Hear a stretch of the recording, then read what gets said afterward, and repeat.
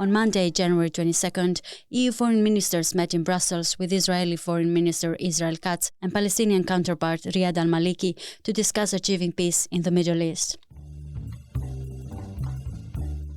Hello and welcome. I am Evi Chiori, and this is Euractiv's Beyond the Byline.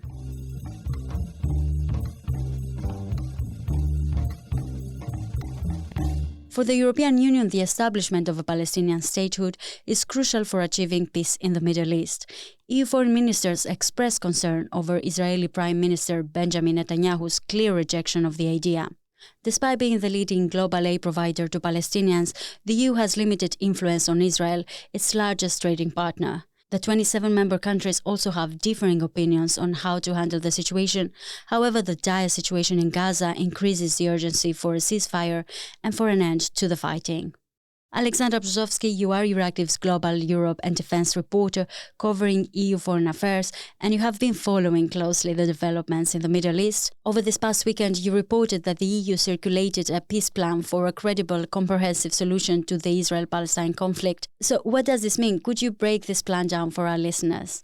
So indeed, over the weekend, the EU's chief diplomat Borrell sent out a so-called non-paper to member states that was supposed to outline the roadmap for discussion for Monday. It does include a series of steps that could eventually bring peace to the Gaza Strip, including establishing an independent Palestinian state, normalize relations between Israel and the Arab world, and guarantee some kind of long-term security in the region.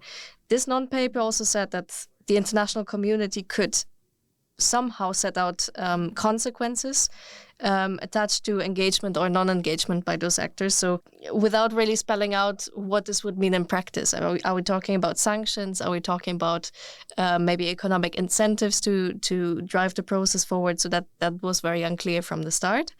But the main centerpiece of that peace plan effort was to hold a conference that would involve all players in the region, the EU, the US, Egypt, Jordan, Saudi Arabia, and the Arab League, and also the United Nations. So with some of those members, the plan was actually discussed before, and some of their considerations taken into account, as we understand.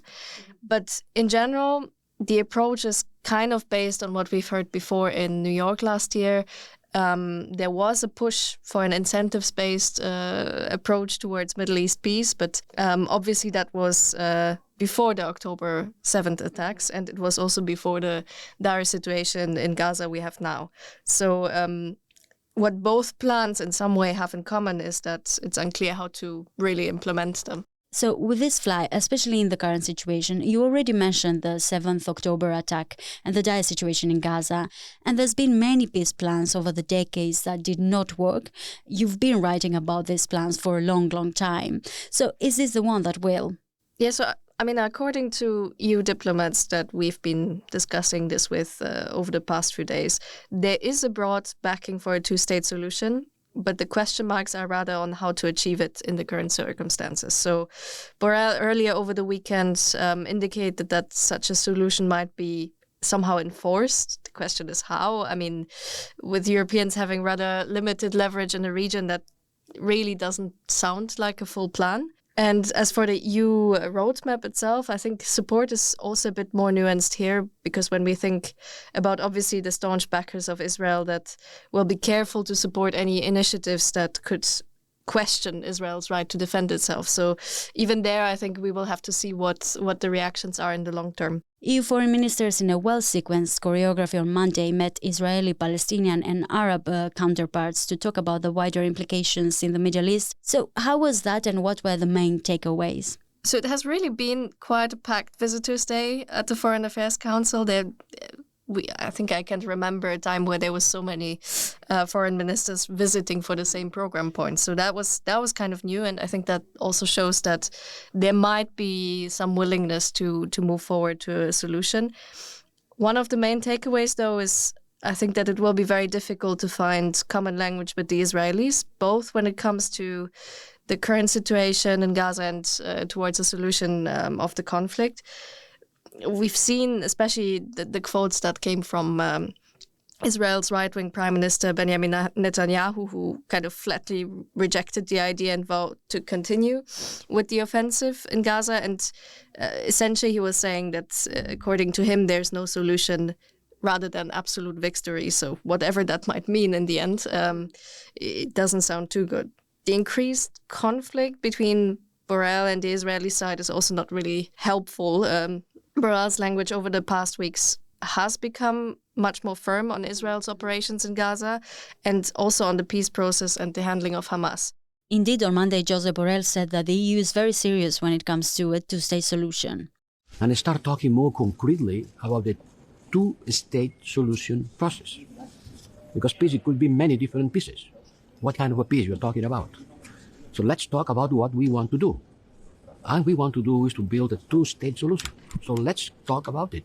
The way of naming, it's important. So from now on, I will not talk about the peace process, but about the two-state solution process. And how is his stance perceived externally and internally in the EU? By the Israeli side, he's increasingly seen as choosing sides.